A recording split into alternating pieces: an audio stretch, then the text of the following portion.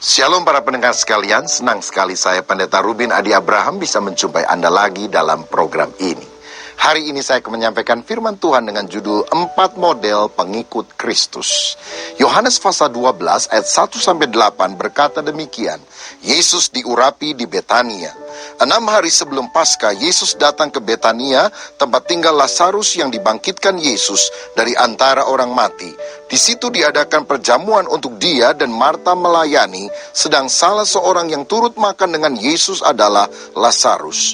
Maka Maria mengambil setengah kati minyak narwastu murni yang mahal harganya, lalu meminyaki kaki Yesus dan menyekanya dengan rambutnya, dan bau minyak semerbak di seluruh rumah itu. Tetapi Yudas Iskariot, seorang dari murid-murid Yesus yang akan segera menyerahkan dia, berkata, "Mengapa minyak narwastu ini tidak dijual 300 dinar dan uangnya diberikan kepada orang-orang miskin?" Hal itu dikatakannya bukan karena ia memperhatikan nasib orang-orang miskin, melainkan karena ia adalah seorang pencuri. Ia sering mengambil uang yang disimpan dalam kas yang dipegangnya. Maka kata Yesus, "Biarkanlah dia melakukan hal ini mengingat hari penguburanku. Karena orang-orang miskin selalu ada pada kamu, tetapi aku tidak akan selalu ada pada kamu." Saudara, Injil Yohanes adalah Injil simbolik yang memiliki makna universal, yang menyebutkan juga bagaimana sikap kita terhadap Kristus dalam kaitan apa yang telah dia tulis. Nah, satu kali dia mencatat tentang sebuah pesta.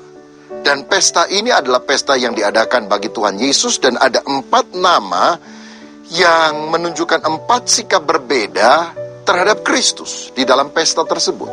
Sehingga saya melihat di sini ada 4 model pengikut Kristus. Dan biarlah melalui firman yang kita dengar kita bisa berkaca, kira-kira saya ini model yang seperti mana. Yang pertama kita lihat sikap Yudas Iskariot, yaitu orang yang suka menilai dan mengkritik orang lain. Ayat 4, tetapi Yudas Iskariot, seorang dari murid-murid Yesus yang akan segera menyerahkan dia, berkata, "Mengapa minyak narwastu ini tidak dijual 300 dinar dan uangnya diberikan kepada orang-orang miskin?" Saudara, dia ini murid Tuhan Yesus, salah satu dari kelompok 12 murid. Mestinya dia lebih rohani daripada orang-orang lain. Tapi ternyata dia punya sikap yang rendah. Dia suka menilai orang, dia suka mengkritik orang, dia suka menghakimi orang. Karena sebetulnya hatinya adalah hati yang busuk. Dia tidak puas bahkan terhadap Yesus. Dia tentu mengkritik Yesus di dalam hatinya. Sampai akhirnya dia mengkhianati Yesus karena sikap demikian.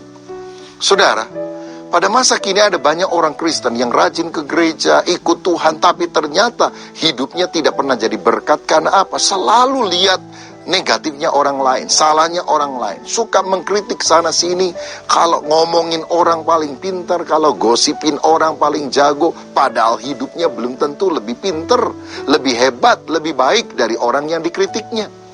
Dia bagikan penonton dalam sebuah pertandingan. Kalau ada orang lagi main badminton, dia komentatornya. "Wah, salah, mestinya lari, mestinya smash, mestinya begini, mestinya begitu." Coba dia yang main, kalah duluan, saudara. Nah, sikap kritik inilah yang akhirnya menghancurkan kehidupannya. Ada berapa banyak orang ketika dengar khotbah, bukannya dia membuka hati supaya Allah menyapanya dengan firman, malah dia mengkritik pengkhotbahnya. Salah, khotbahnya ngantukin, khotbahnya terlalu banyak lelucon, khotbahnya begini begitu. Saudara, padahal seharusnya kita berkaca pada firman. Apakah hidup saya ini ada yang tidak benar, ada yang tidak berkenan, supaya Tuhan benar-benar mengoreksi kehidupanku.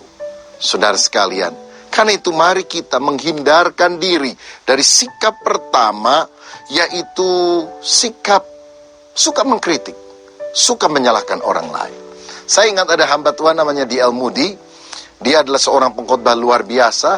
Dia pernah khotbah mungkin hampir kepada 100 juta orang di dalam pelayanan penginjilan dan mentobatkan lebih kurang 1 juta orang. Tapi di gerejanya dia punya seorang jemaat, tante cerewet luar biasa. Kalau dia khotbah panjang dikritik. Waduh, khotbahnya bertele-tele, bikin ngantuk. Kalau dia khotbah pendek dikritik juga. Kok khotbah pendek? Kita belum puas sudah selesai, kurang persiapan. Kalau khotbahnya banyak ilustrasi, wah kok cuma cerita-cerita doang. Kalau khotbah tanpa ilustrasi, waduh kering, kita tidak paham. Satu kali habis selesai khotbah, dia turun dari mimbar, ini tante menghampiri dia dan bilang, "Maaf Pak Pendeta, boleh saya pinjam gunting?" Pendeta bingung juga, ini tante kok cerewet amat, sekarang pinjam gunting lagi. Kenapa? Dia bilang, "Saya lihat tadi waktu Pak Pendeta khotbah, dasinya kepanjangan, saya mau gunting."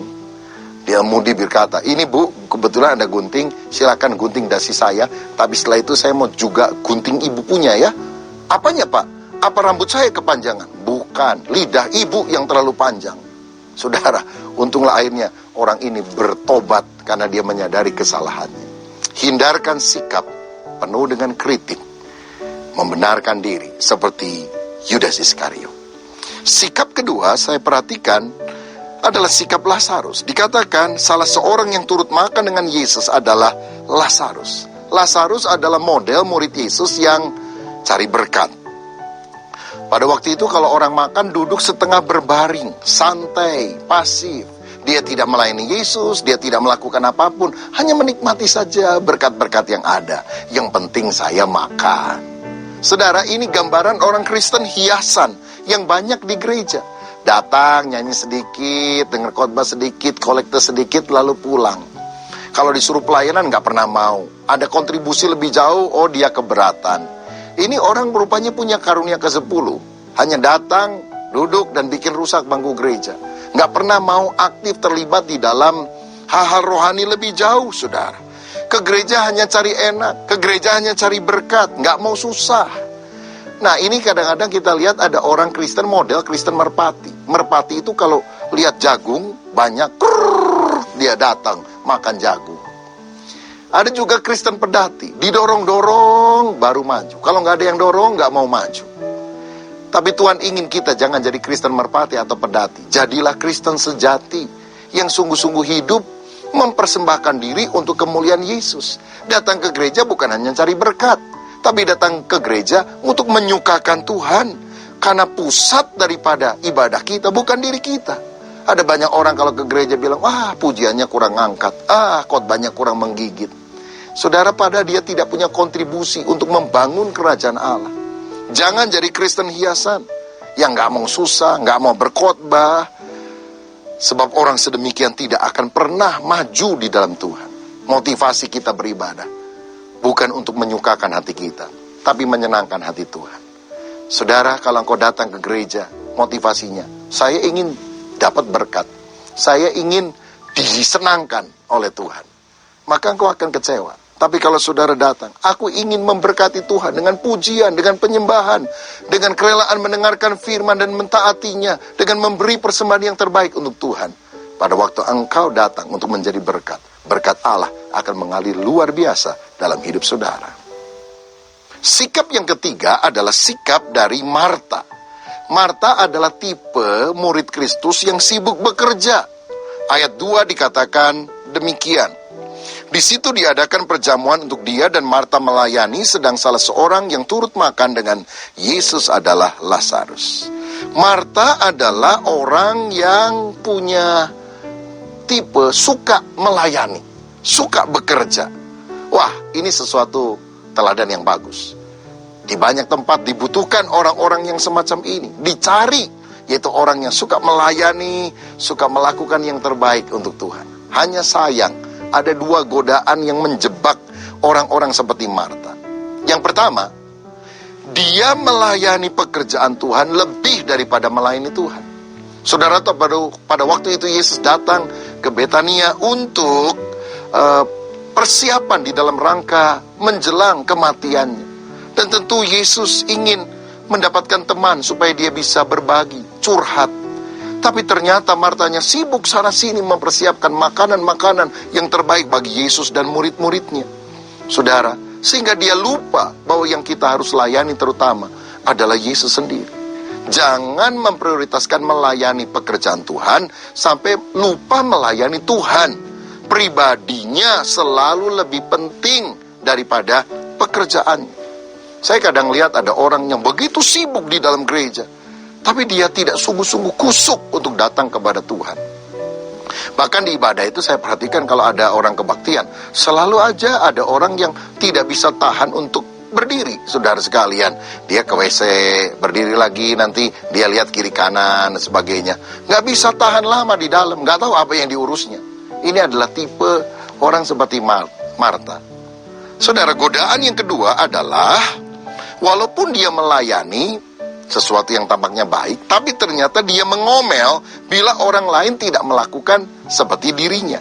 Lihat Lukas 10 ayat 38-40. Dikatakan demikian, Lukas 10 ayat 38-40. Ketika Yesus dan murid-muridnya dalam perjalanan, tibalah ia di sebuah kampung. Seorang perempuan yang bernama Marta menerima dia di rumahnya. Perempuan itu mempunyai seorang saudara yang bernama Maria. Maria ini duduk dekat kaki Tuhan dan terus mendengarkan perkataannya, sedangkan Marta sibuk sekali melayani dia. Ia mendekati Yesus dan berkata, "Tuhan, tidakkah engkau peduli bahwa saudaraku membiarkan aku melayani seorang diri? Suruhlah dia membantu aku." Marta ngomel, yang diomeli bukan cuma Maria, yang diomeli Tuhan Yesus. Waduh, berani banget nih saudara. Dan dia mendesak supaya Maria juga melayani, sama-sama sibuk seperti yang dia lakukan, saudara.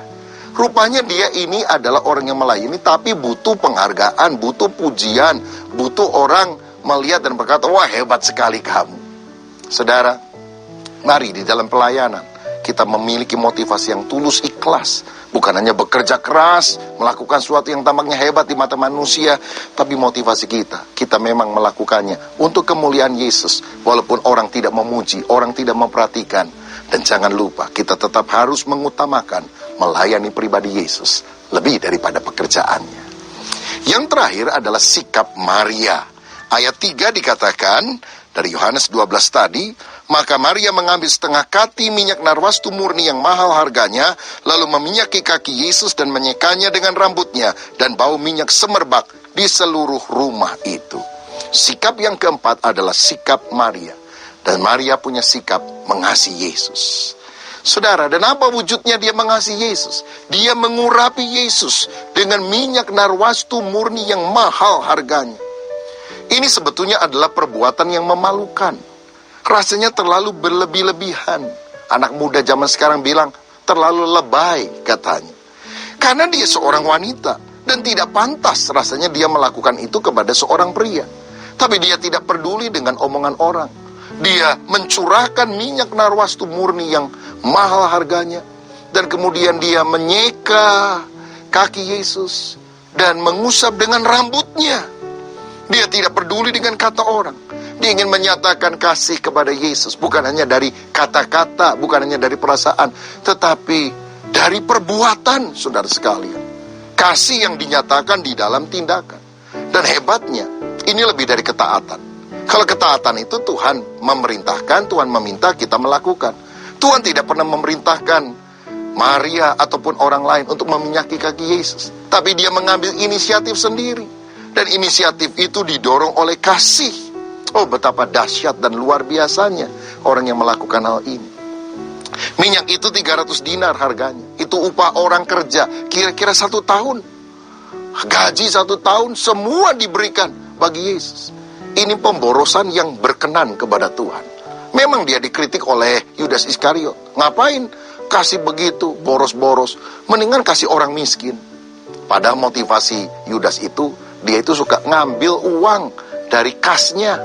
Dimana tim 12-nya Yesus itu percayakan dia sebagai bendahara. Dia suka korupsi, saudara. Rupanya korupsi itu bukan hanya zaman sekarang. Zaman dulu juga ada. Kalau sudah ada KPK zaman dulu, ditangkap juga ini si Yudas Iskariot oleh KPK. Karena dia suka mencuri. Malah dia ngeritik orang lain. Padahal hidupnya tidak lebih baik daripada Maria. Tapi lihat, Maria tidak peduli dengan ocehan orang. Dia melakukan karena cinta. Dan saudara tahu, adat orang Yahudi dulu suka menyimpan minyak yang wangi. Disimpan dari hasil usaha bekerjanya. Supaya nanti kalau hari pernikahan tiba, dia kasih ini sebagai tanda mata kepada calon suami yang dia dapatkan. Dan ketika dia berjumpa dengan Yesus, dia memberikan itu kepada Yesus. Bagaimana kalau nanti Maria kawin, ketemu dengan sang mempelai dan berkata, "Mana minyaknya, kok nggak ada?" "Oh, aku sudah kasihkan kepada Yesus." Wah, ini kan beresiko sekali. Tapi saudara, Kalau orang sudah hatinya sungguh-sungguh mengasihi Yesus, dia memprioritaskan Yesus lebih dari siapapun juga. Sehingga Maria ini adalah orang yang mendapatkan pujian dan penghargaan. Karena bagi dia Yesus nomor satu. Yang lain adalah yang nomor sekian. Apakah kita punya hati seperti Maria, yang mengasihi Yesus lebih dari segala-galanya? Memang ada akibat. Orang mengkritik, cari muka, bodoh sekali perbuatanmu. Tapi dia tidak peduli. Karena apa? Yesus yang kemudian membela. Dalam Markus 14 ayat 6, 8 dan 9, firman Allah berkata demikian. Tetapi Yesus berkata, biarkanlah dia, mengapa kamu menyusahkan dia? Ia telah melakukan suatu perbuatan yang baik padaku. Ayat 8, ia telah melakukan apa yang dapat dilakukannya. Tubuhku telah diminyakinya sebagai persiapan untuk penguburanku. Aku berkata kepadamu, sesungguhnya di mana saja Injil diberitakan di seluruh dunia, apa yang dilakukannya ini akan disebut juga untuk mengingat dia. Yesus ternyata membela. Dan itu yang paling penting, saudara. Orang mengkritik, Yesus membela. Haleluya. Yesus berkata, biarkan dia. Dia melakukan suatu perbuatan yang baik padaku. Dia mempersiapkan semua untuk hari penguburanku. Saudara ingat, pada waktu Yesus disiksa, pada waktu Yesus diberi mahkota duri, pada waktu Yesus harus memanggul salib ke Golgota, pada waktu Yesus harus mengalami nyeri yang begitu luar biasa, dia tetap rela melakukannya. Karena setidaknya dia ingat, ada seorang yang mengasihi dia. Dan dia rela mati bagi orang yang mengasihi itu. Saudara sekalian, Yesus menanggung segala sengsara. Dia tahan. Karena apa? Dia mengasihi umat manusia. Khususnya dia ingat juga akan pribadi Maria, yang rela memberikan yang terbaik bagi Yesus. Dan saudara perhatikan, tidak ada orang lain yang pernah bisa meminyaki Yesus. Karena ketika Yesus turun dari kayu salib, dia dimakamkan. Pada hari ketiga, wanita datang ingin mengurapi Yesus, tapi mereka tidak bisa melakukannya. Kenapa? Karena Yesus sudah bangkit. Yesus tidak ada lagi di kuburnya. Hanya Maria yang bisa melakukan itu. Karena itu lakukan sesuatu ketika engkau bisa melakukannya. Sebab kalau saudara menundanya, mungkin kesempatan itu sudah tidak ada lagi. Mari kita ketika punya kesempatan menyenangkan hati Yesus, menyembah Yesus, memberikan yang terbaik bagi Yesus, mendengarkan firman Yesus, melakukan sesuatu yang terbaik bagi Yesus. Jadilah orang Kristen seperti Maria, yang benar-benar mengasihi dia dengan segenap hati. Bukan hanya dengan perasaan saja, tapi juga dengan perbuatan. Maukah saudara menjadi orang seperti itu? Ini doa saya, supaya engkau bukan hanya menjadi orang Kristen seperti Lazarus yang hanya cari berkat, seperti Marta yang suka melayani tapi ngomel, apalagi seperti Yudas Iskariot yang suka mengkritik, menghakimi orang lain. Tapi seperti Maria yang mengasihi Yesus dengan segenap hati dan perbuatannya. Tuhan Yesus memberkati saudara. Amin.